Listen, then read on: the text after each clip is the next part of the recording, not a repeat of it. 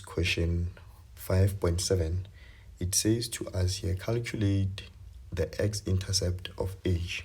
So the x-intercept of h is a point that is sitting here, is this point here, the x-intercept. We're looking for the x value there. And obviously this x value will occur when y is 0. We get this point here. So that means I'm going to take my equation of the hyperbola, which we said it is defined by h of x is equals to 6x minus 3 plus 38 there. Now here, for us to find the x-intercept, we put h of x, meaning the y value, to be 0. So that means I'm going to have a 0 is equals to 6 over x minus 3 plus 38. Then we can solve for x from here. I'll take the 38 to the left-hand side so that it becomes negative. Then I have that value there. Now, I'm going to cross multiply at this stage. And when I cross multiply, I will have negative 38 times x minus 3 being equal to 6, because this will cross multiply this side, and here we have 1 will cross multiply there, and then we have a 6 there. Now at this stage, I'll expand this. 38 would give me negative 38x, so I'm expanding this, multiplies that, and this multiplies this. 38 times a 3, I should get there a positive, because negative and a negative will give me a positive. And this would be 114. Let me confirm that. 38 times 3, that's 114. And this will be equal to a 6. Now at this stage, I'll then take the 114 to this side so that I have negative 114 here, and then I have a 6 minus 114. This should give me a negative 108, and I'm going to have a negative 38x. Now when I divide both sides, by the negative 38, the 38 and 38 will cancel. I'm left with an x, and here I'm going to have a negative 38. So this means here we are having negative 108 divided by negative 38, not 37, 38.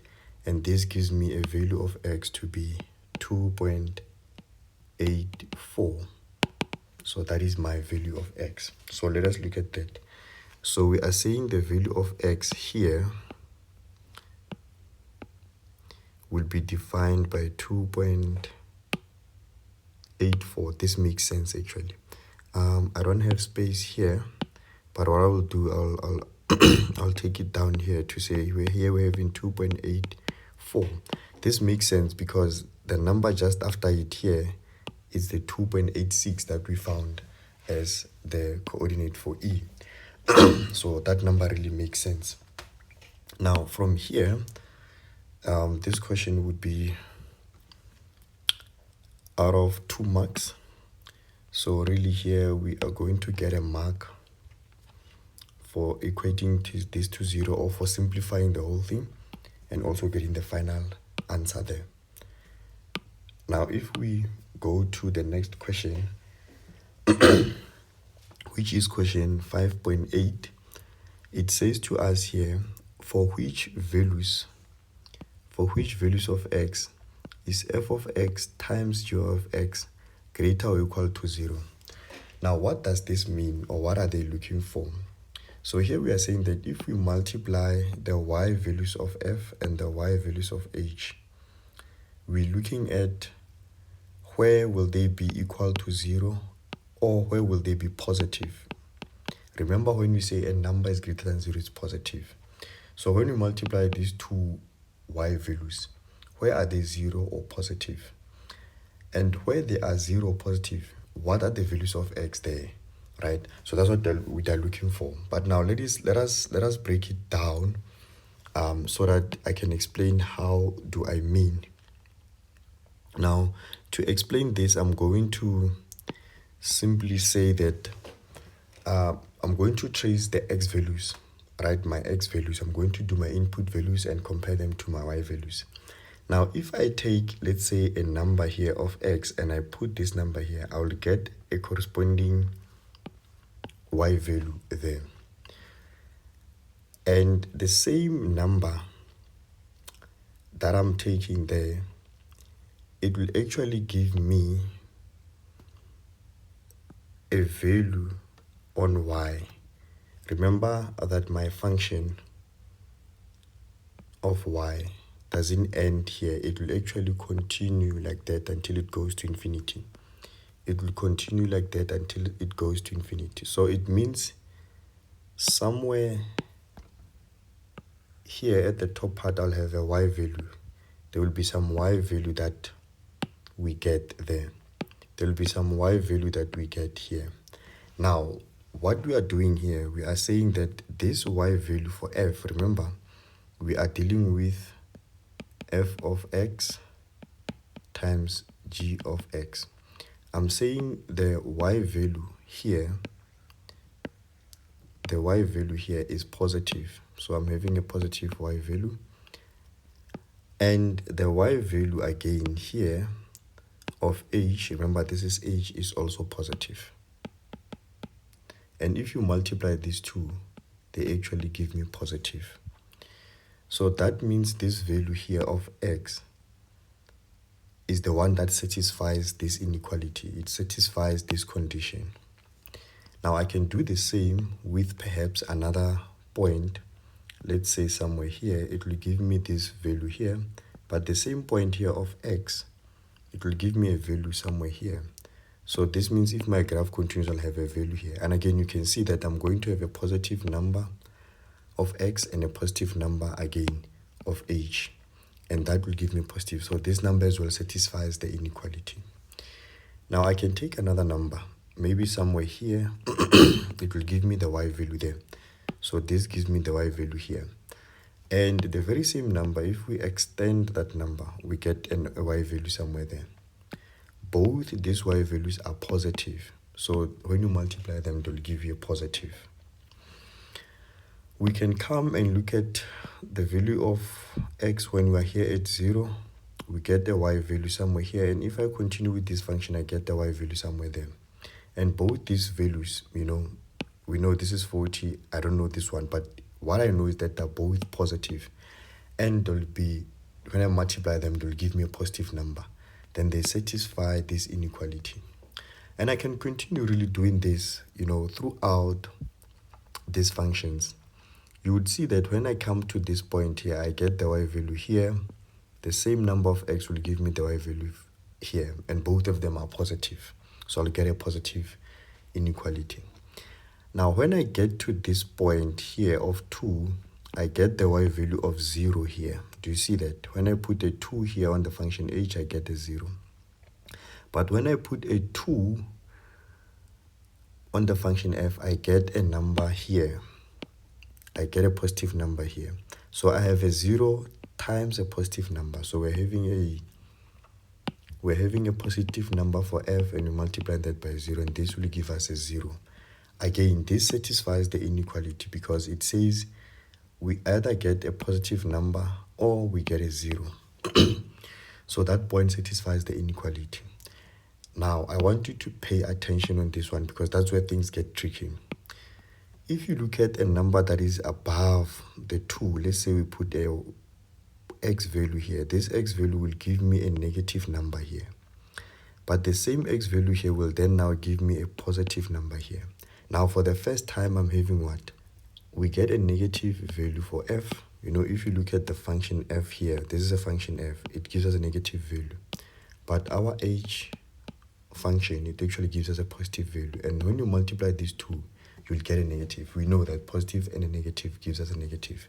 Now, this is a problem because it does not satisfy this equation, this inequality. The inequality requires to look at where the functions are actually positive or 0. Now, if you can continue taking a point here, you will see that they give you a negative and they give you a positive. So this means this part of the function here above the 2 is actually having problems.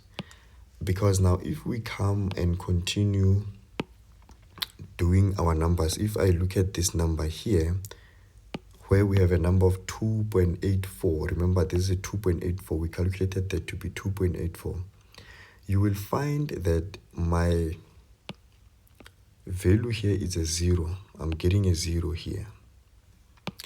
Perhaps I should use a different color so that my points are conveyed properly. So when we take here the 2.84, we get a 0. If we put 2.84, we get a 0 there. So it gives us a 0 here for the function of h. This is when we're looking at the function of h. But if I take the same number, but I do it for f, the function f, I get a negative number here. So that means now here I'm having a 0 and a negative number. This should give me a 0. And this satisfies this inequality because it's either we get a 0 or a positive. Now, if I continue doing this past this point of 2.84, you will find that I get a negative number here. The same x value gives me a negative number here. So we're having a negative times a negative, and a negative times a negative gives us a positive. If I continue doing that, I will have a negative here and have a negative again, on the f function. So I'm going to have a negative times negative again, and this will be a positive. However, this will stop when we get to a 3 because the function is not defined at 3. The hyperbola is not defined at 3. It does not touch the asymptote. So that means at this point of 3, we will stop. It will be our restriction. Now, I want to just quickly check numbers above 3. So if we come to this side of things, if we look at the value of x here, so if I put x for h, I get a y value here, which is positive. But look at this side, the same x value gives me a negative. So now here I'm having a negative and a positive. That should be a negative. It doesn't fall within our inequality. So you can see that all these numbers here, they'll give you positive and a negative. However, it is very important to note that when we reach the point 4 here, when we put a 4 here, we get the value of y to be a 0.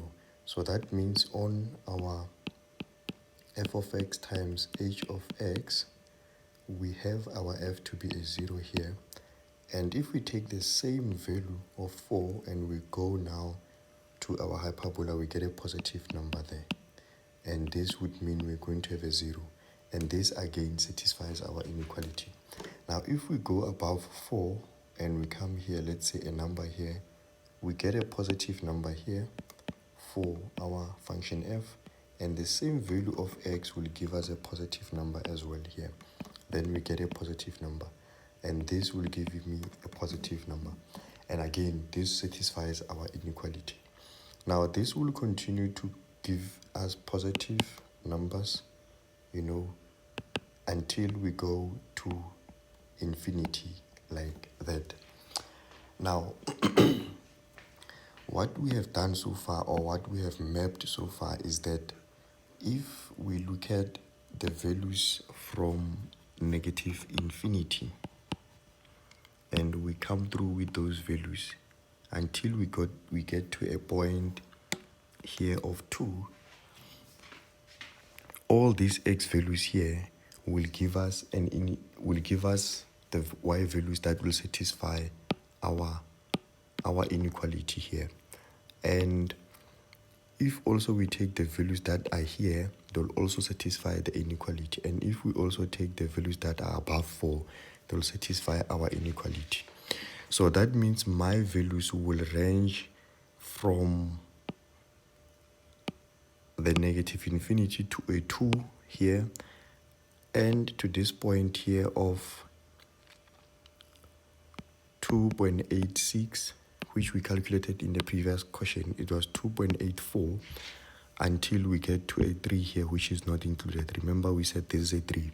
And also we'll have values that move from 4 and they'll go through to a positive infinity. So now we'll have 3 intervals here.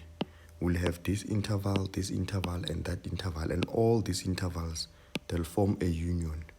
So that means here, if I were to answer this question here, we will say that we have question 5.8.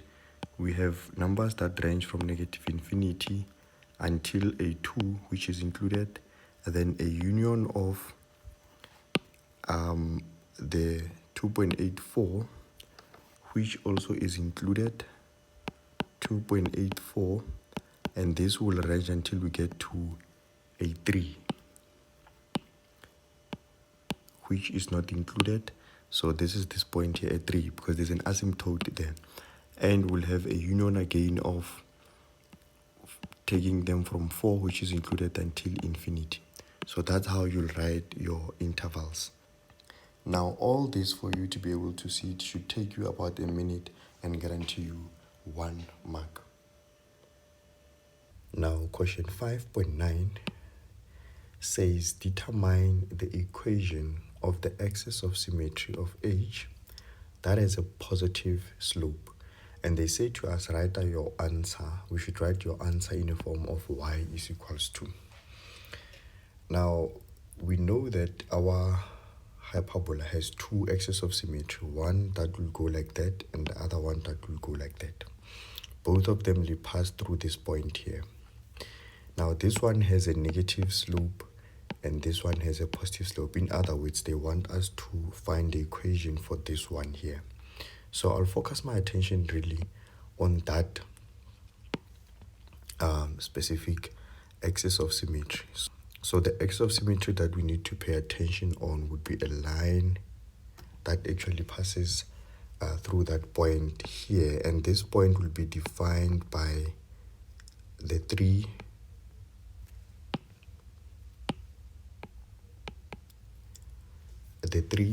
and a 38.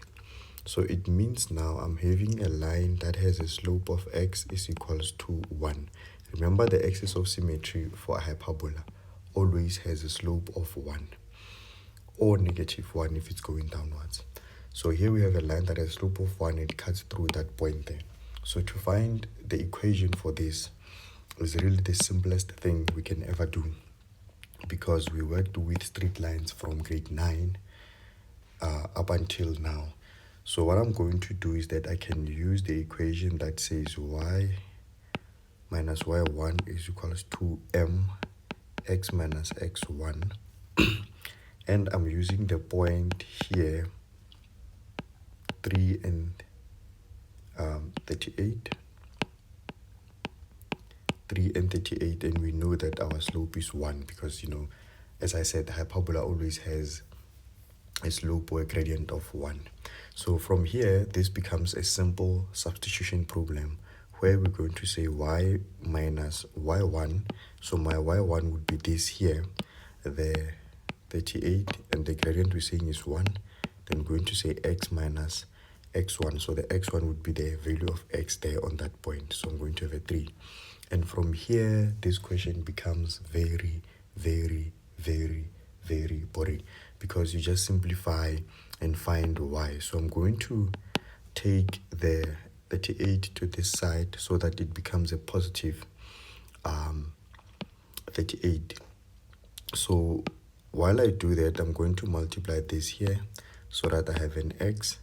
Then I'm going to multiply this here so that we then now have a negative 3, but we have a positive 38. Remember, when we take this side, it will be positive.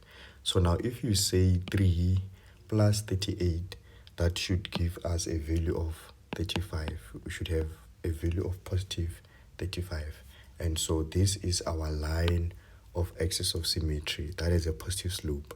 And we have written that in the form of y is equals to. So this is only 2 marks because you'll get your mark for doing your correct substitution into the equation and also writing the final equation. Now it is possible really to also use the equation y is equals to mx plus c, which is the equation that defines a straight line. And you know, here you also use this point here that we have there to then find the value of c, because you have y, you have x, you have m. The m is 1 there. Then you find c, then you write the equation. That also will give you the correct answer. Please try it and let me know how it works for you in the comment section. Now, the last question really on this question is question 5.10, which says that the line g of x is equals to mx plus k is parallel to the axis of symmetry determined in question 5.9. Now, what are we saying here? We are saying that we have another line G. I'm going to use a different color to draw this line G. So we have another line G which is parallel to this line here, M. So this line that we said here, it's M. So what are we saying here? We're saying if I draw a line here, another line somewhere here, such that it is parallel to this line, right? It will be defined by G. So this line will be a G. Now you have to understand something. So I'm going to say this will have a gradient. I'll call it M1. You have to see that, you know, I can draw many parallel lines to this line. So it's possible to also have this line to be this side of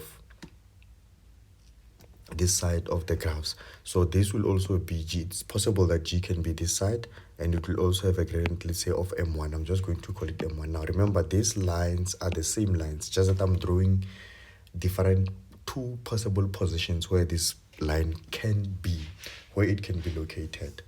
Now let's continue reading the question to see what they say. But you know, you should have this mental picture, or at least be able to draw it there on the graph. Now they say to us here that calculate the value of values, so it could be one value or many values of k, such that G and F have no points in common. A very interesting question, and you know, this question is very common. If you look at all the past question papers, it's almost guaranteed that it will be tested. And there's actually 3 ways in which they test this question. They will tell you that there's no point in common, or there's no intersection, or they'll say find the values of k where the two graphs, you know, they intersect and have two unequal roots, something like that, or two distinct roots. Or another way of asking this question, they'll say the third way is that find the values of k when this line is a tangent, or it is tangential to the other graph. So with this type of a question, we have to understand or have the knowledge of the nature of roots, where we study the theory of the quadratic equation. So you should remember that, so because that's how you can answer this question really. So for us to answer this question, we have to break a couple of things down. Now, if this line is parallel to this line, or maybe this one is parallel to this line, if it is on that position, then it means then that the gradients must be the same. Remember, parallel lines have the same gradient. So M should be equals to M1, and they should be equal to 1. Now, that means my G of x, which is defined by G of x is equals to mx plus k, will therefore then have a gradient of 1. So I'm going to have x plus k. So this means if I put a 1 here, I'm going to have x plus k. So this line here is given by x plus k.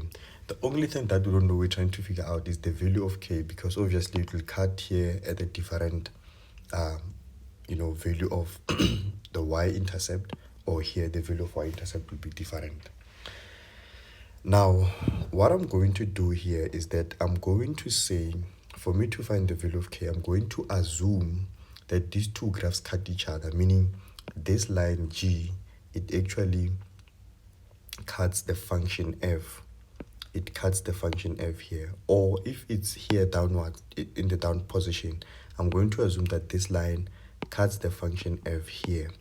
So if two graphs cut each other, it means they are equal, right? So that means here I'm going to say that f of x is equals to g of x. So here I'm assuming that they cut each other. I know from the question they said to us that they have no common point, meaning they don't cut each other. They have no common point. They can't cut each other, they can't cut each other here, and somewhere there they can cut each other. But I'm going to assume that they cut each other for me to be able to solve this problem. Now, by doing so, I will then substitute my equation, we know that f of x is given by 5x squared minus 30x plus 40. This is our f of x. And we're saying here it's equal, meaning it cuts x plus k, right? Now, when it's like this, I'm going to then take this everything and put it on one side so that I have a 0 this side here. And this will help me to have a standard form of a quadratic equation. As I said, we're going to use the nature of roots here, the theory of quadratic equations.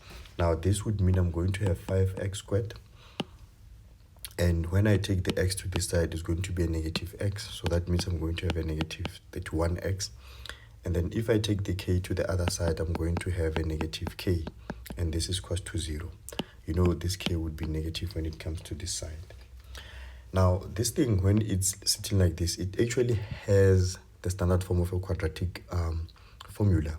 So, or equation, we're having here a ax squared plus bx plus a c. So what I'm saying is that the 5 here is the a, the x squared is there, my negative 31 is the b, and these two here, the negative k, the negative 40 and negative k, they are actually the value of c there. Those two are a value of c. Now, when we use the nature of roots, or if you remember the knowledge around the nature of roots, we can say that if my determinant is negative, then it means this equation won't have real roots. It will have non-real rational roots, right? It won't have solutions. You won't have the values of x that are real numbers. Now, for that to happen, for us not to have real numbers, it means this line here that is parallel to the axis of symmetry would be a line that is actually somewhere here. It means our G will be here, because when the G is here and it is parallel to this line, you know, we are saying these are parallel. If these two lines are parallel and G is here, do you see that F and G do not cut each other here? They don't cut each other. So it means if we solve this equation, because this equation represents when they cut each other, if the discriminant here is less than 0, this equation will be undefined. It won't have real roots. In other words, it won't have points where they cut each other, these things. It won't give you these points where they cut each other.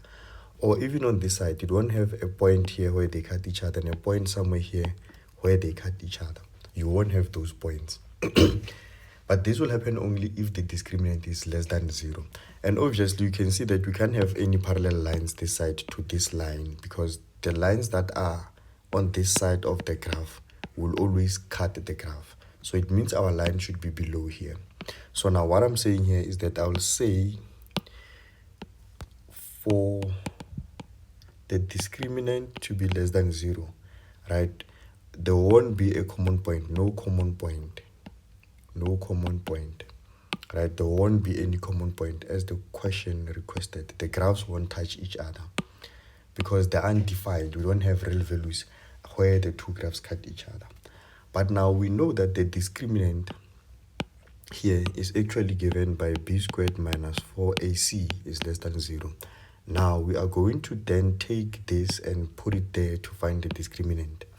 Our b here we said is a negative 31, so I'm going to have a negative 31 squared. And we say minus 4, our a is a 5, and our c I said here is going to be a negative 4, and negative k is less than 0. Then what's left is really to solve this inequality. Now, when we try to solve this inequality, we are going to then compute these numbers. Now here I'm going to need the help of a calculator. I'm going to say 31 squared. It gives me 961. Now here we're going to have a negative 4 times a 5. It gives me a 20. Then 20 times 40. That should be a negative 800. Then I still have this 20 here multiplied by negative k. So that will give me a positive 20k. And we're saying this is less than 0.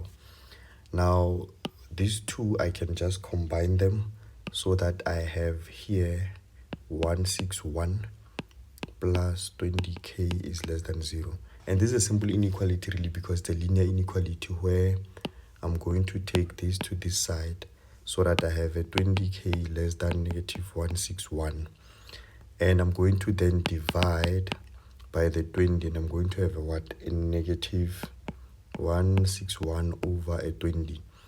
And we can punch this on a calculator to say negative 161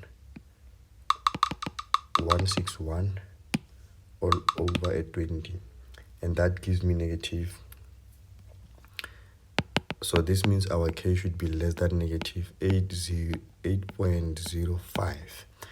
Now this question was worth 5 marks, so it's quite involved. Very important to master these questions because they always carry a lot of marks. Now obviously the first thing would be that you'll get a mark for being able to construct your equation, for you to be able to see that the gradient is 1 since they are parallel. And the second thing would be to equate these equations and putting it in a standard form.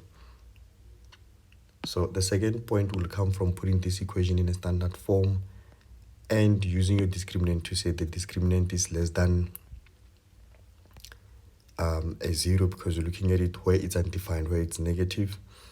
And from here really you'll get your mark for simplification and solving all those numbers, and your final mark will come from there. I think this was a very involved question and challenging one. As I said, you need to up your game here. You need to know your moves, your chess moves, to come back at the examiner. Stay tuned for the next question.